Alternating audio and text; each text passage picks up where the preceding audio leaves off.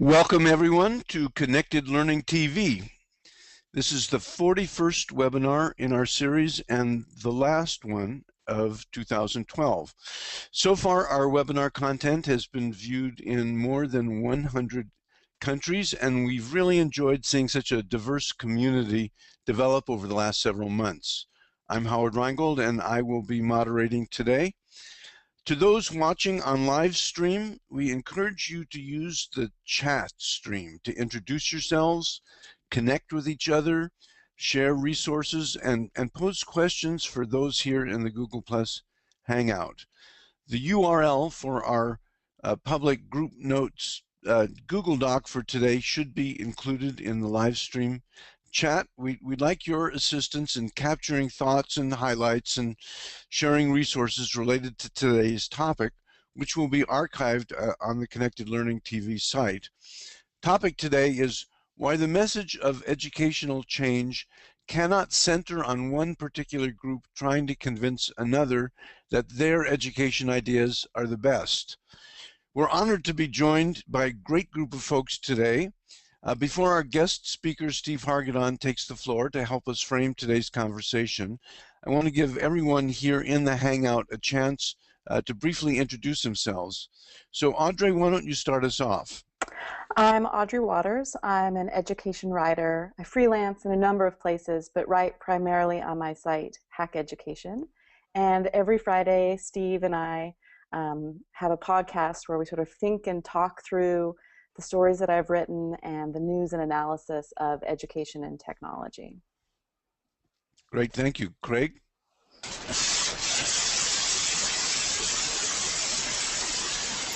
We're getting some sound problems with you, Craig. And we're not able to hear you. So we were able to hear you a little while ago. I think John, maybe you should mute Craig and see if you can help him with his sound problems, and we'll move to Pam. Pam, would you like to introduce yourself? Yes, I am Pam. I am Pam Moran, and I am superintendent in Albemarle County Public Schools in Charlottesville, Virginia, and I'm really pleased to be with the group today. Any progress with Craig and Craig's sound?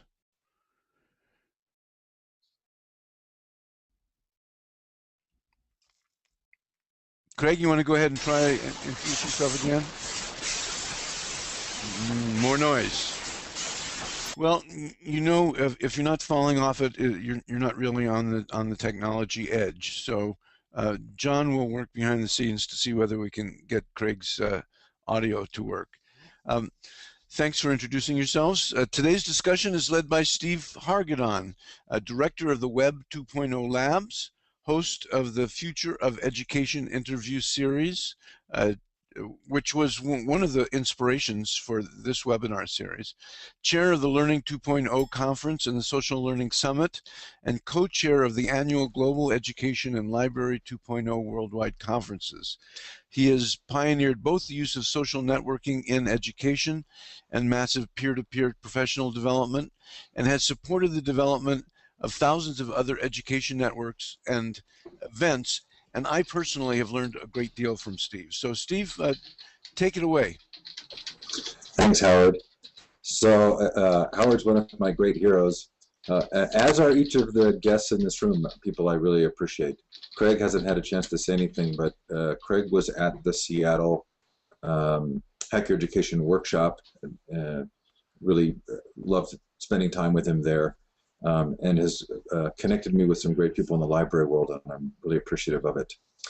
So the Hack Your Education tour that I ran during this fall started with this idea that that maybe the two movements that we've seen as separate reform movements were actually acting on the same premise.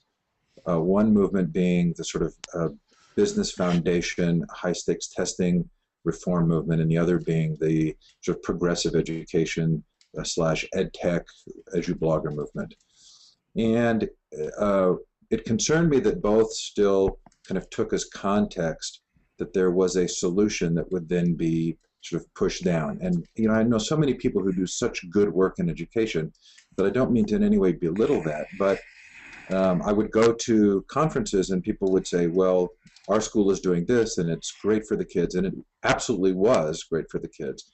And so the solution is to use this method, right, to replace the current existing educational structure or methods with this new method. And intriguingly, maybe this helps to answer the question of why those methods don't get more widely adopted where they happen in really good places. So I came up with this idea that what we really needed to be doing was not thinking about education change at a policy level, but thinking about it at a social movement level. And at a social movement level, that's really about internal change, and it's about individuals taking responsibility for what they do. Now, Craig gets the benefit here of having seen me do an early workshop session during the tour, and we'll understand how things have changed. But at core, what we've tried to do in these workshops is identify for each individual, to do an exercise where they identify where they had significant learning experiences in their lives and what were the contexts of those learning experiences. And over again, we generated incredibly valuable lists. They were just brilliant and very exciting conversations and discussions. But those lists were always sort of centered around relationships and people and trust and somebody who challenged me. They were very people-oriented, and nobody ever mentioned tests or some of the ways in which we currently talk about education. And my sort of core takeaway is that we inherently understand learning in a way that is just part of the human experience, that our lives are about learning, and learning is, largely drives our lives. And yet the education conversation doesn't really respect or promote that instinctive or personal value that we bring to the conversation. And so we'd get to the end of this conversation about where people had really great learning experiences and what the contexts were. And sort of almost inevitably somebody would say, well, we need to make this list and package it and post it somewhere, let other people know. And my answer was, no, I think the value's in the process here. And we're going to get a chance to talk about a lot of these things, and I hope I covered some of them in my blog post. But Dale Doherty gave a keynote for our Global Education Conference where he talked about how the marathon runner movement has grown and how it's been sort of this one-to-one sort of coaching and encouraging and sharing that has led us from a place where pretty much nobody ran marathons as a hobby to now a pretty significant culture of marathon runners. And I wonder if that isn't a better model for thinking about this education or learning revolution. That if we really care about the ways in which the web has reopened our eyes to how learning is social and how learning can and should be self-directed, then how do we think about change if we move away from a question of policy change to this idea of a social movement? So the fall experience was basically exploring that in conversation with people. And it's been wonderfully rewarding to me. There's a passionate group that has been involved and arranged in each city for things to take place. But quite candidly, it's clearly not the #1 activity on a Friday night. We didn't generate large crowds.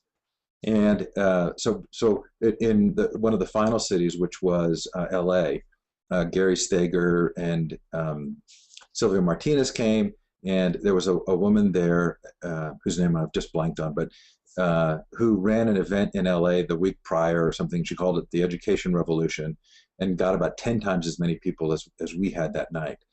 And so we've considered rebranding, if I can keep doing this, if I can find a way to keep doing this tour, but rebranding as something like the Learning Revolution, which takes us out of the context of thinking of schooling and education, but more into the sort of the language that's being used by people like Ken Robinson and a lot of others to describe these changes that the web has allowed us to think about. So, Howard, is that good enough for you? Sure enough, Steve. For starters, let's make this a conversation. So Anybody want to jump in on this? Audrey? I will. I've just finished writing up. Every year I write up sort of my review of the top ed tech trends of the year. I just finished the last one, and as I review sort of the important things that have happened in education technology this year, I was very much struck by exactly what Steve talks about here, is that there seems to be the ways in which we're using all of these tools to use technology to sort of do things to students. And in very few cases are we allowing those tools to sort of uncover their own curiosity, to foster their own sense of agency and inquiry. That very much seems to be that technology is sort of just this new arm, perhaps in surveillance, perhaps in control, perhaps in improving access as well. But it very much feels like a lot of the trends that I looked at were about what we're doing to students rather than enabling them at this wonderful moment to be able to actually sort of explore their own interests on this sort of massive scale, thanks to tools like the web. You know, I think the whole paradigm of doing things to students has them somewhat institutionalized, and they're still awake. They're still, as humans, interested in learning, but they've been trained not to be so interested in learning in the context of education. So the students that I teach, when I give them the opportunity to learn together, it takes them a little while to actually get that. And I think that we're seeing an awful lot of the hoopla about MOOCs is really about scaling the broadcast model of education. And I think that there's great utility to that. If you are barefoot and you don't have a brick and mortar school, but you've got a smartphone and you're smart, you can learn partial differential equations. Great. What the MOOCs seem to lack so far is the peer learning aspect of it, of encouraging the people who are learning to use the technology to communicate and cooperate and collaborate with each other. But we are seeing a lot of exciting experiments in that regard. Pam? I'd love to jump in. I think that there's some incredibly important, can you hear me? Yes. Okay, great.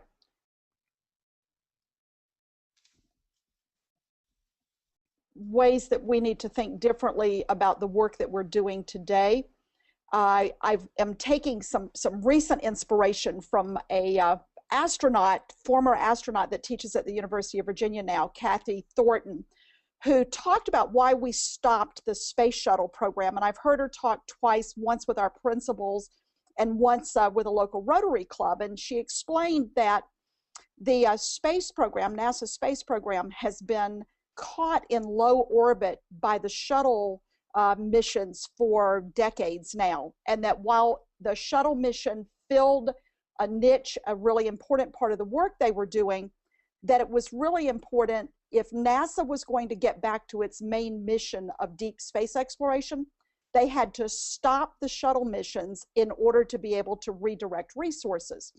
I see us in education as being caught in our own version of the space shuttle mission of the 20th century, that we have a test prep curriculum, we are driven by standardization, and that our effort is to try to get people as consistently alike in our schools as possible.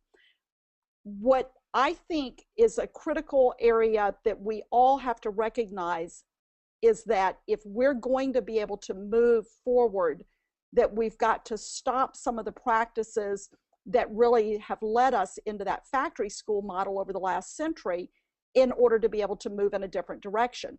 I really love Fries and Wheatley's perspective on terroir, the vineyard, that you can have vineyards all over the world that plant the same grapes, but they get different wine because of the different variations and factors.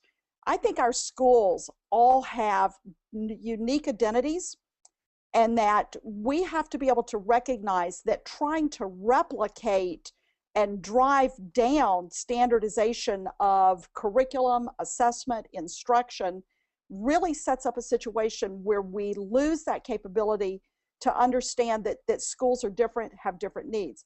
I like the idea of scaling ideas across schools, but not scaling ideas up, because if you take ideas and you try to spread those out there, people are going to perhaps go in very different directions off of the same idea based on the needs that they have, what makes them different in their own vineyards. So I love that. I also love Pascal Finnett of Google, who recently did a TED Talk, and he said, you know, we're living in a world where we have a culture of participation today.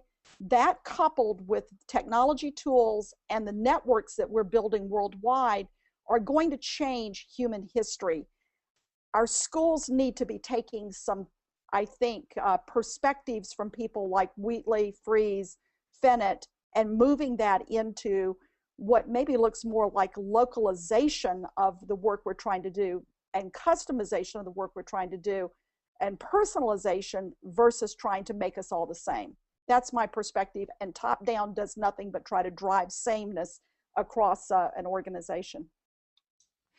Craig, do you want to try to introduce yourself again?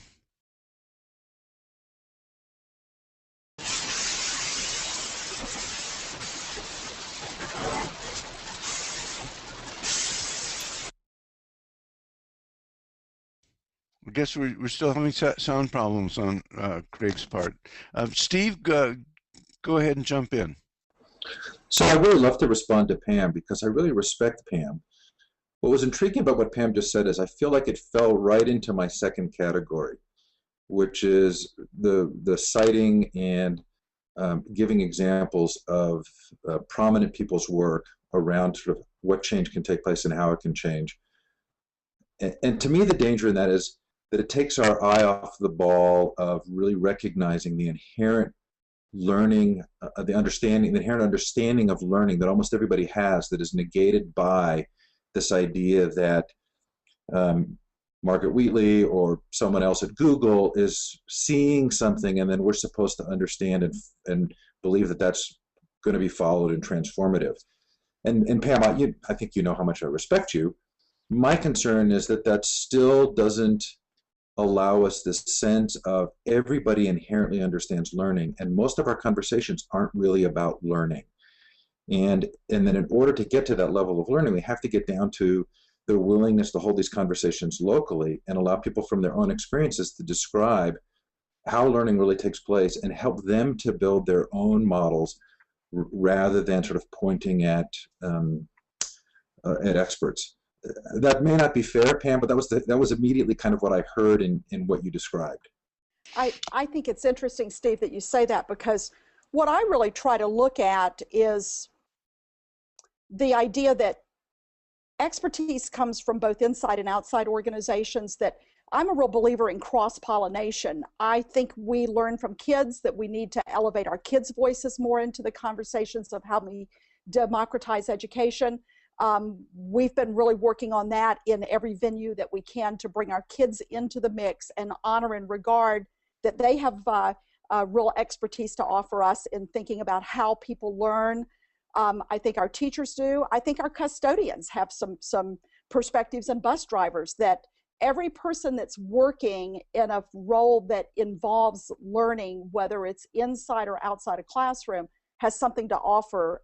I think that people outside, such as the ones I noted, give me ideas that cause me to think about how do I challenge that perspective that the way that we've always been doing this work is sort of set in stone and can't be changed. So I try to make sure that we're looking vertically and horizontally at that cross-pollination of every idea we can put in the mix.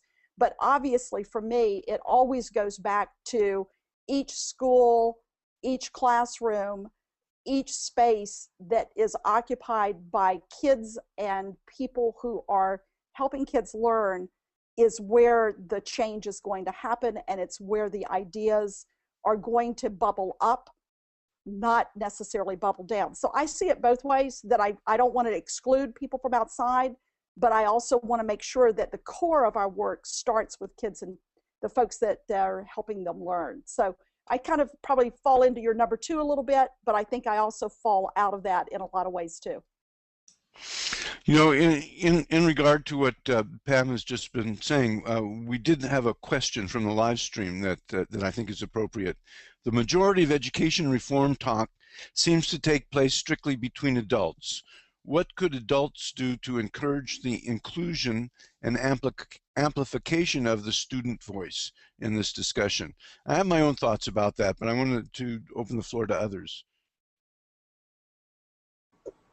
I think one of the things that I find so interesting about the web is there's that great New Yorker cartoon that on the internet no one knows you're a dog, and I actually think that we're at this wonderful opportunity now where the internet affords all sorts of voices to be heard on a different sort of playing field. It's not a level playing field, but it's a different sort of playing field, and I think that we just need to pay better attention to the voices that are already out there. I think that you know that the youth culture is participating in technologies in new ways. I'm just not sure that we're always listening and recognizing and honoring their voices that exist already.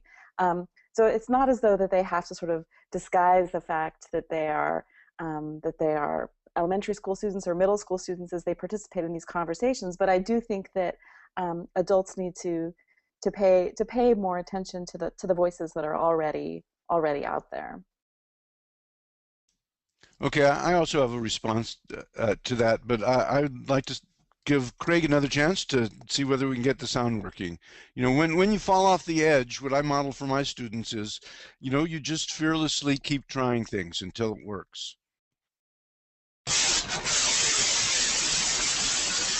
Nope, still a problem.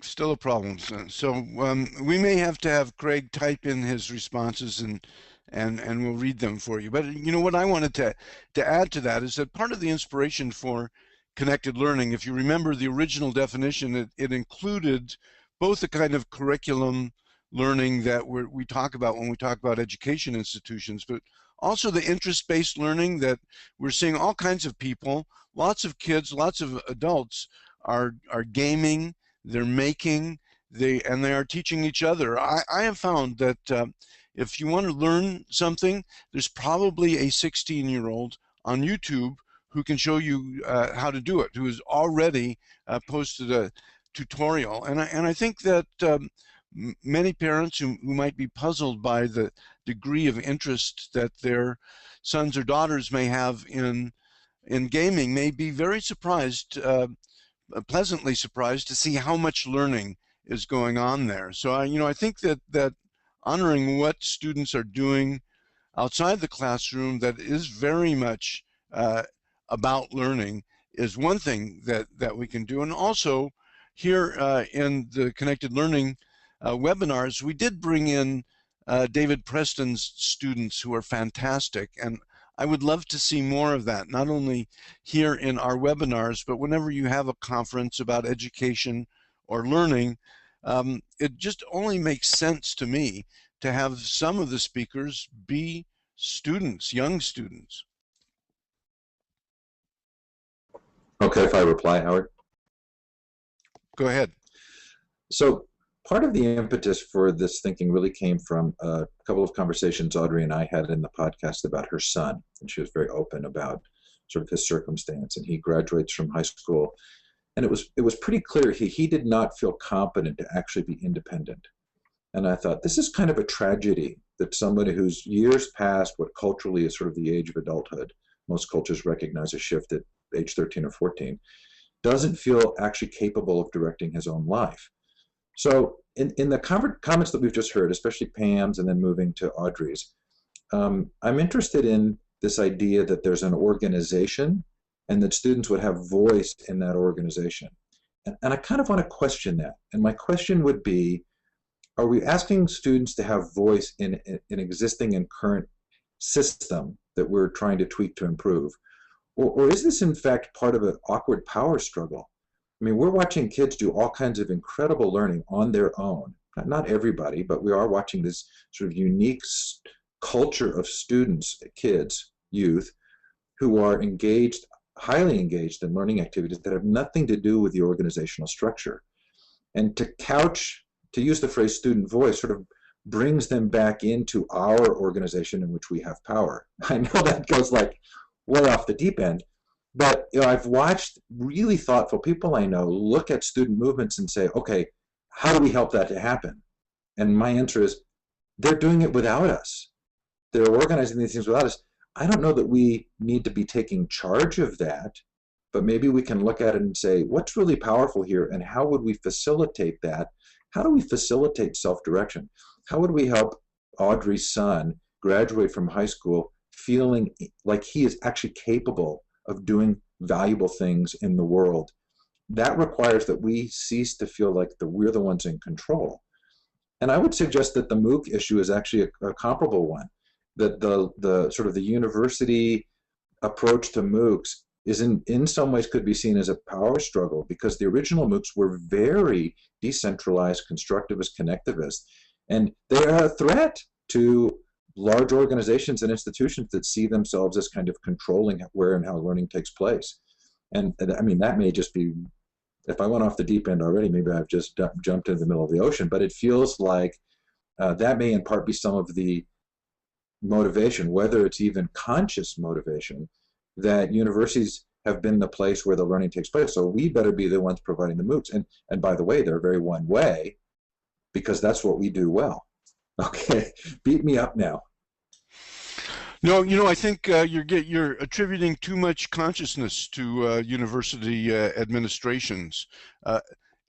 8 or 9 years ago, when I started asking around at Stanford why more teachers weren't using social media in their teaching, I was told, well, that's easy. This is a knowledge factory, and you're not really hired here to teach. And there's no really incentives for innovating in education. Then when Sebastian Thrun said, I'm quitting Stanford and I've got 100,000 students, I'm going to create my own company, within 2 months there was a new dean of online education at Stanford. So I don't think that they really think about these things. I think that they collide with them. And at the same time that we're talking about these institutions, there are millions of young people out there who are teaching and learning with each other. So putting my futurist hat on, trying to always think about what's coming down the pike, I think what's coming down the pike and what we're seeing now is an awful lot of peer learning happening online around a lot of different things. I'm trying to teach myself electronics, and the best teachers are 15 to 20 years old out there. I don't know when this is going to become a subject of national conversation the way the MOOCs are, but I think that it's definitely going to happen. Hence my particular interest in pedagogy, in helping self-organized self-learners to do what they do. But I think we can introduce Craig. He typed his introduction. Let me go back to that. So Craig Seasholes is an elementary teacher librarian in Seattle Public Schools and immediate past president of the Washington Library Media Association. And I'm going to read something that he put into the chat. Yesterday, a 5th grade girl came forward with a blog web report she had created on her own. After only a 20-minute introduction in the school library, she had gone out and given hours to the research and presentation of significant information on the science topic, the speed of sound, as well as learning to present it with the web presenter tool. When she had trouble logging into a teacher-directed account, she then did a workaround and registered herself as a teacher and gained her own account. Ingenuity for a girl who was a reluctant reader 1 year ago, who had to be coaxed into the library. Now she's her own teacher. I will only add that I force my college students to co-teach with me, and my life was changed in the 5th grade when the teacher noticed my interest in physics and asked me to give a little 5-minute introduction to physics to the 5th graders once a week.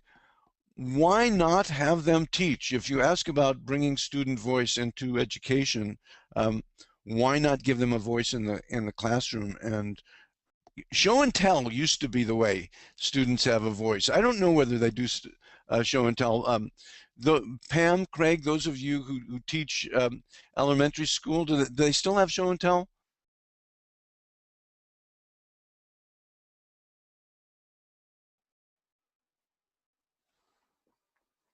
Our children start in elementary schools the day with morning meeting, where they get to share anything that they want to share, that whether it's things that they've brought in, things they're interested in, things that are going on in their lives. And the other thing that we believe is that kids have got to have choice during their school day. Choice is not something that happens at the end of the 9 weeks, or, you know, that is a limiter of what kids can do in the way that they create and produce and make. But the kids need opportunities to just pursue things that they want to pursue in the way they want to pursue them. And you can't do that if you limit kids' capability to have choice.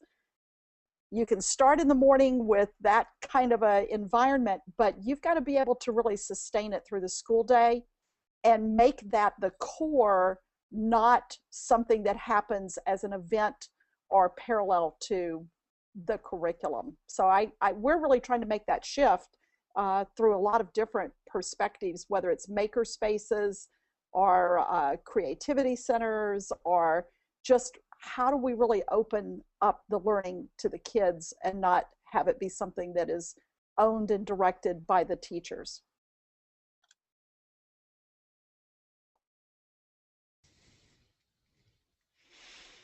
You know, there's an interesting group called Teachers Teaching Teachers. We should start encouraging students teaching teachers.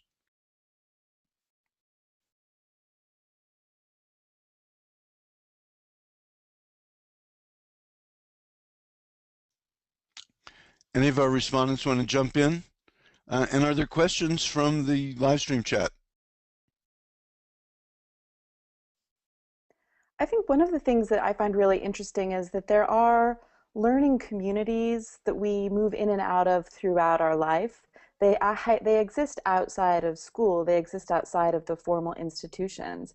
But I think that, you know, particularly now when the work seems to be changing, and we'll do many jobs throughout our lives. We won't just have one profession or one job from the day we start till the day we retire. So we're always having, I mean, I think it's really obvious now that we're always having to learn.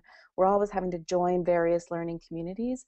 And I think that some of those have sort of high barriers to entry. Some of those are easier to negotiate. And I think helping young students sort of recognize that and learn to share and learn to explore different learning communities is a really valuable skill that we should be fostering much earlier than suddenly when we have these sort of crises with middle-aged workers who lose their jobs, who are having to we frame it in terms of retraining instead of recognizing that there are ways in which you should be learning and relearning and exploring your whole life. So I mean, and I don't know sort of how, I think that, as Steve often points out, there's a danger, I think, of institutionalizing that, because then again, it becomes about control and ownership and not about open exploration.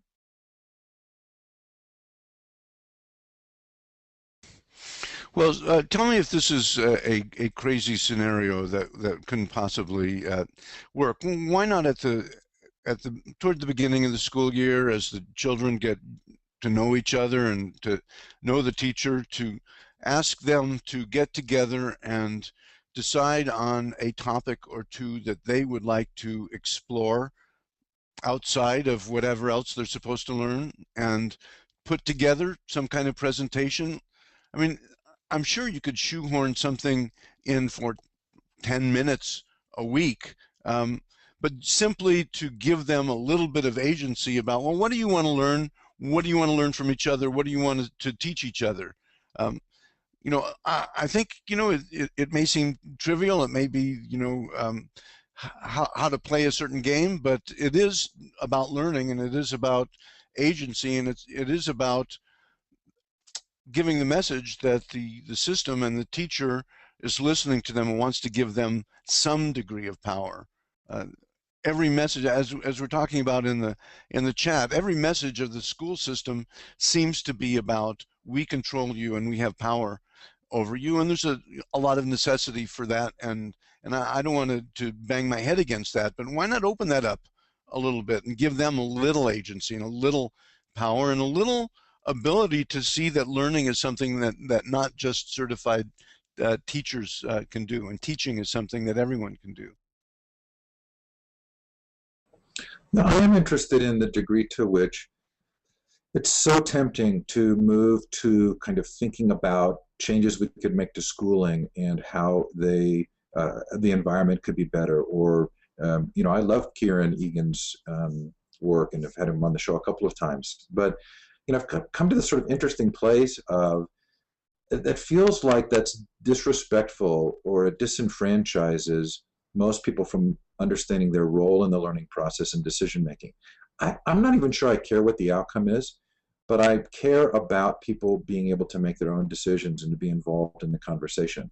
And so in the same way that we're having what I think is a really fun conversation here, and one that's really valuable, I'm less interested in the decisions or ideas that we come up with, but how do you take this process and take it down to the lowest possible levels?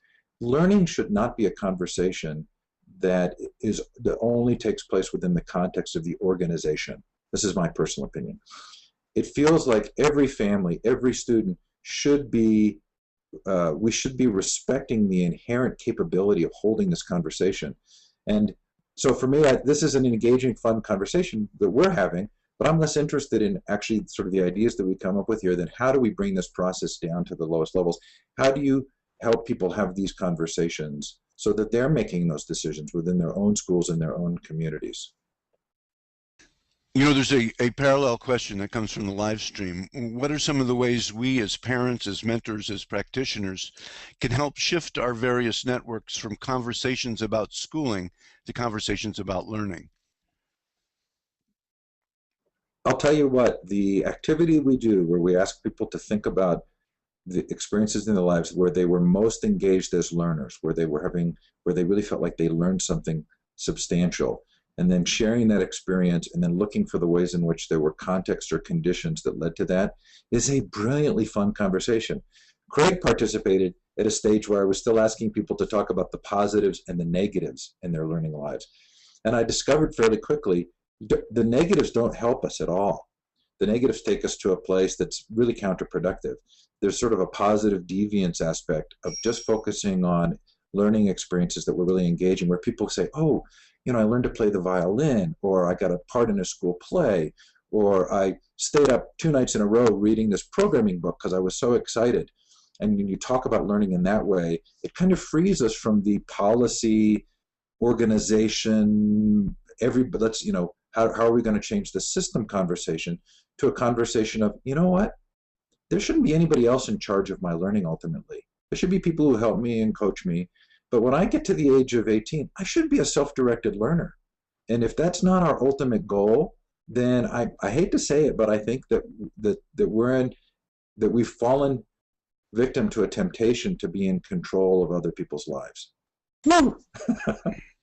Well, that's a message I try to get across to my college students, and there's a certain amount of deprogramming involved before that they wake up to that. They've really been trained to shut up and listen to what's going to be on the test. Their hunger for learning has not been killed. It's there, but you need to bring it out. I wanted to give voice to what Craig has typed in the chat here, which is that the current hue and cry over limited budgets for schools is also a great opportunity to foster out-of-school learning culture. I'm seeing it in things like public school library collaboration. The Velcro experiences exercise is a perfect conversation tool. I'm not sure what he meant by Velcro experiences exercise. Steve, you know? I can tell you. So my wife and I went to a self-development web seminar years and years ago, and the speaker described Velcro experiences as being those things in your life that have kind of stuck to you, Velcro came from the little things in the field that would stick to your socks, or the idea for it. So Velcro experiences would be those experiences in your life that you use to define yourself or to define significant aspects of your life. And I think everybody has Velcro experiences around learning. You know, how do you see yourself as a failure?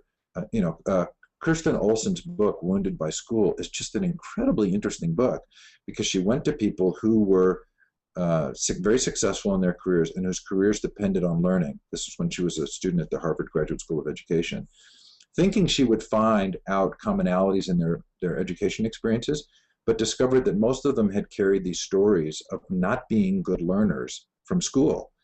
And so somehow in this bizarre, perverse way, I think 90% of the kids and their parents who go through the schooling system actually feel that they have failed. I mean, we're constantly looking at the ways in which they don't succeed or the grades they didn't get and focusing on the failures. And my guess is that most people leave school feeling like, oh, I'm not actually very educated. Even if it's half, and my guess is it's significantly higher than half because 30% of kids drop out. You have a pretty significant population who are involved in this institution we call education, who actually don't feel when it's done that they're educated. And I think those are Velcro stories that they carry with them. And the learning conversation, I think, helps to overcome that because everybody is a learner. Everybody, that's a sport or someone who learns to play ice hockey or curling, all of those experiences we have where we learn, they need to become our Velcro stories for learning.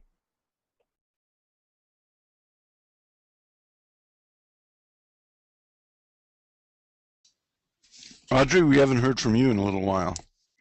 I think that's a real. These are really important distinctions to make. This difference between learning and schooling, and I think helping, as I said earlier, helping students recognize that they aren't necessarily alone in this either. I mean, this is the great power of the web right now: is that you can decide that you are interested in dinosaurs, and it's not just a matter of going to books. It's not just a matter of going to museums, but you can sort of tap into online communities that are communities of experts. So you can be part of communities of learners about dinosaurs and communities of experts about dinosaurs. I heard a great story from John Seeley Brown the other day about his godson, I believe, who's 9 and who loves penguins. And he's participating in an online research group with a bunch of penguin researchers who have no idea that one of the people on their listserv is a 9-year-old penguin aficionado. And I think that there's so many opportunities like that that we can tap into, and then I think help students negotiate, navigate their own intellectual growth, their own exploration, but again, help that they are the folks who are driving it, but help them recognize that there are experts and learners all around them, and that it doesn't just happen in the classroom, and that they have something to contribute, even if they're 9.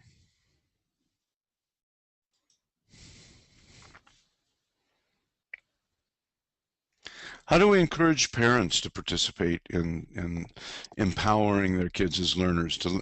There's some talk in the chat about the real fear that teachers have of giving up some of their power to enable students to participate more actively. Parents have that even more.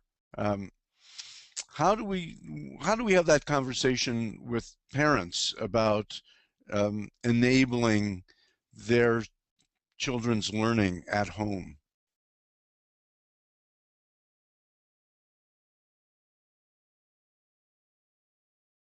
Audrey, do you have a link to the penguin story?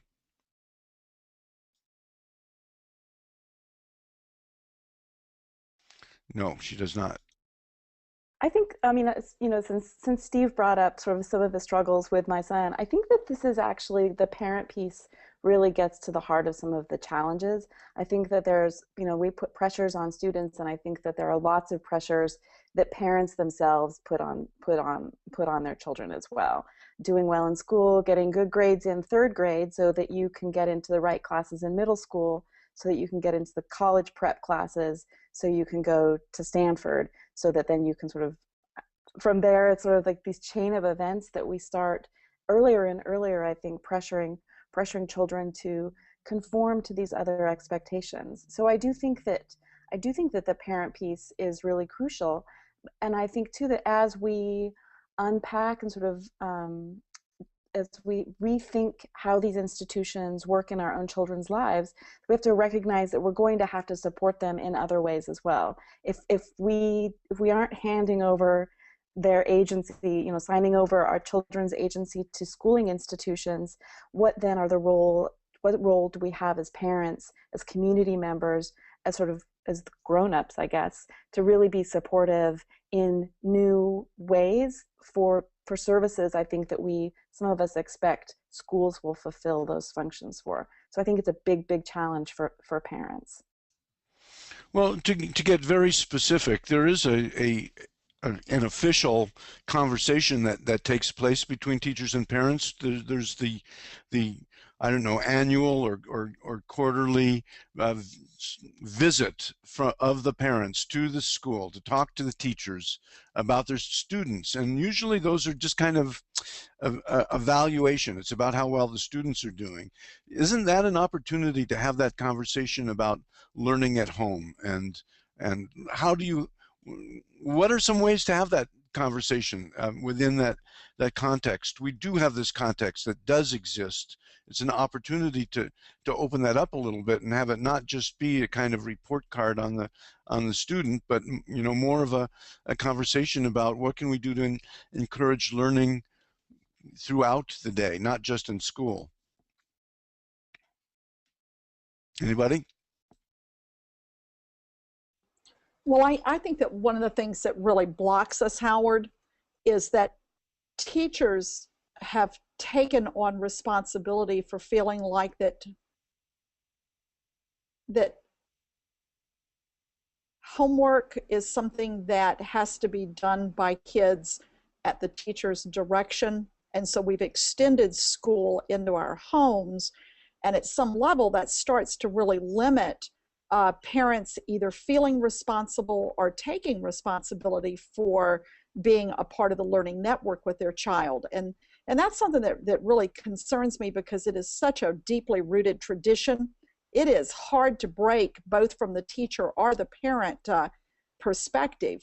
So I'm really interested in what other people are seeing in regards to the fact that school permeates our kids' lives today, along with other organized activities versus just open learning time.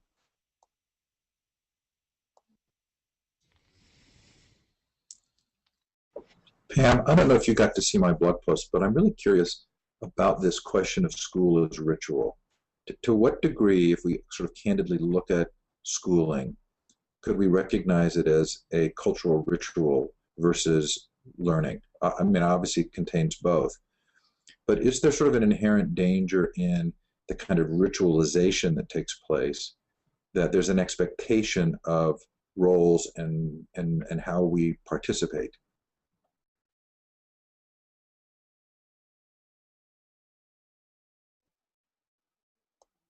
Well, I remember when I was in school learning to become a teacher, that one of the things that we were told loud and clear, and this is, you can look at my hair, it was a long time ago, but we were told loud and clear that the job of school was to transmit social structures and values and et cetera forward from one generation to the next. And so I think that we've built a profession at some level that sees itself as having a responsibility to sustain status quo in terms of rituals versus to perhaps challenge some of those, and that learning and the ritualization of schooling have become almost mutually exclusive of each other versus seeing that whether there's any relationship between the two. And so I did read your post, and I thought that, Steve, that you really are putting some tough considerations out there for educators, because it challenges the paradigm of everything that I think educators have been, quote, trained to understand about their jobs. That our jobs are not to change rituals, that our jobs are not necessarily as rooted in learning as it is in the transmittal of the things that we think are important, whether kids see it that way or not. I don't know if that connects at all with what you were looking for. Yeah, I don't know there was an easy answer to that, but I'm really appreciative of your even exploring it, because I think this is probably, my wife said to me after she saw my post, she said, how are you going to get any work? How is any, is anybody going to hire you to do anything? And I said, well, I need to feel comfortable exploring an idea. If I don't explore an idea, then I'm not being true to my interests and concerns. I don't think there's an easy answer here, but these questions intrigue me. And, I love it that we're having an open conversation about this, because I think it's enormously important. And I do hold hope that these technologies, that our ability to hold an event like this and broadcast and have people participate and then respond by Twitter, means that we can do some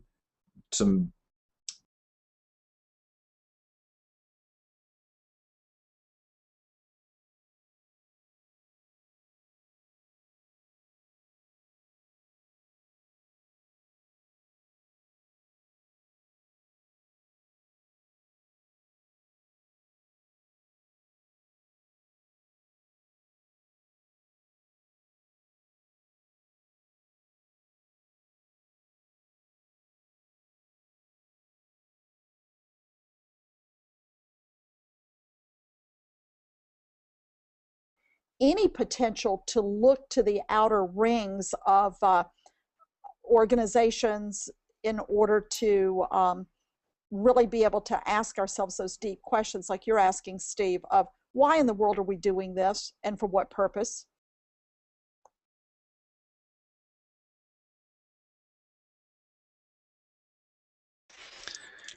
Well, of course, sometimes teachers who give non-traditional answers to the questions about the rituals, they get in trouble. My mother was an art teacher, and she got a lot of complaints from parents when she did things non-traditionally. So I think that there's a certain amount of fear. I bet this is still true, although my mother's experience was many decades ago, that particularly in primary school, if you challenge the orthodox rituals on the way schooling's supposed to be done, you get some pushback on that. So I think that there's some fear on the part of teachers in that regard. You can't really give honest answers.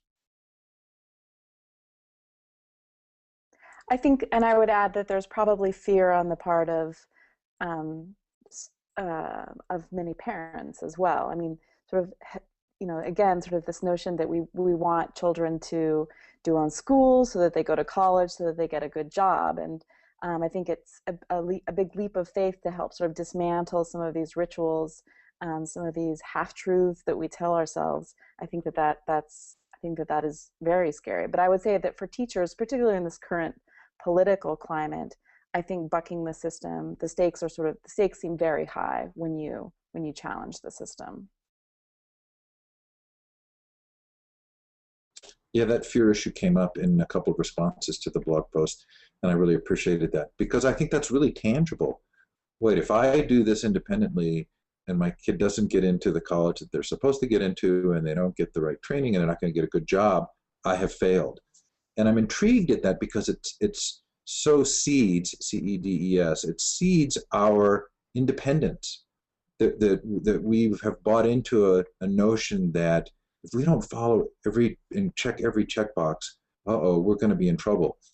And that's why I'm kind of asking this question about the ritual, because fear and guilt and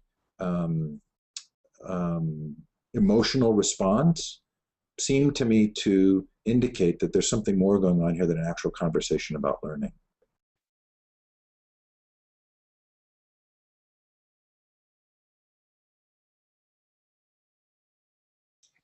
I also think that there are many young people are very actively engaged in peer learning networks through their gaming or their making, and that is an opportunity for conversation about learning with their parents. And I think a lot of parents are concerned that their kids are rotting their brains or wasting their time while they're engaged in learning, and they may be surprised engaged in gaming. They may be surprised to see how much learning is involved. There's at least one opportunity for a conversation, and I think that's something that teachers can talk to parents about. I agree, Howard, and I would also suggest that Well, I've been holding these conversations independently with groups of parents and students and teachers. This would, in my mind, be a lovely exercise to go through at a school, which is to gather the community and say, what is learning and when have you learned in your lives and what were the conditions for that? And what do we want to accomplish as a school? And what do we think the skills our children are going to need when they're older are? And focus that conversation on the learning to get to a place where the community then says, okay, we're participants in this activity together. And I'm sure there's fear in that as well, fear that we'll do something wrong or that we won't be, what's the old adage? Nobody's going to fire you for buying IBM, right? I mean, the idea that we might make a mistake. Well, hey, if we actually believe mistakes are opportunities to learn, if mistakes are at the heart of learning, then we need to be willing to make them ourselves, or at least put ourselves in a position where we might. So, my blogging, is that a mistake? Well, it might well be. At the same time, that's kind of how I learn, and it's precipitated a lovely conversation. So I'm, kind of a big believer in that. I'm a huge believer in teachers allowing themselves to make mistakes publicly and model the process of acknowledging the mistake and then investigating how to repair it, how to do it better next time. I kind of push things to the edge in my classes so that there are a lot of things that I try that fail, and when they fail, I try not to disguise it. I try to model dealing with failure. It's so difficult, this conversation about you've got to get the good grades to get into the good schools, that there's not a lot of room for the kind of learning that comes from failure and that strategy. And students need to learn how to not be afraid to push things to the point where they fail, and then to look at the failure and learn from it. And it's just not really built into the way the system works these days. Well, I think one of the things that makes me as sad as anything is that we have at our school board level, as well as at my level, said to teachers, let's stop paying attention to these state tests and let our system inside our spaces, the work that you guys are doing as teachers, what you know is right to do with kids, become the driver of the work that we do, along with the work that kids want to do. But boy, it's so hard for teachers to let go of the fear of what happens when high school students who don't pass state tests end up dropping out. And so I think that it's really we've got to do something to really take back the learning spaces from, I think, the folks in our state departments of education and the feds, because until something changes that gives teachers a sense of that they don't have to fear, I think that they really live in a state of what is the impact if I make these changes and I can't trust that kids are still going to do okay on these tests. I feel like that is at the core of a lot of the critical issues we have right now.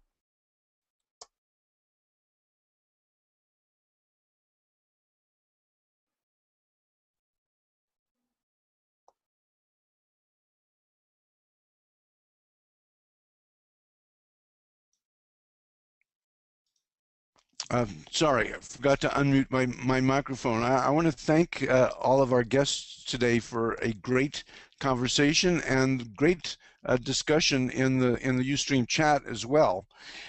There's no reason why we can't keep this conversation going. We encourage you to use the hashtag Connected Learning on Twitter and posting in the comments section of this webinar's page in the archives section of www.connectedlearning.tv. On that same web page later today, we'll have a full recording of this webinar and other curated content. For the next couple weeks, Connected Learning TV will be running a two-part Best of 2012 series. The webinars will run all day on Thursday, December 27th and Thursday, January 3rd. And we'll be back to our regular programming in the second week of January. Thanks, everyone, and happy holidays.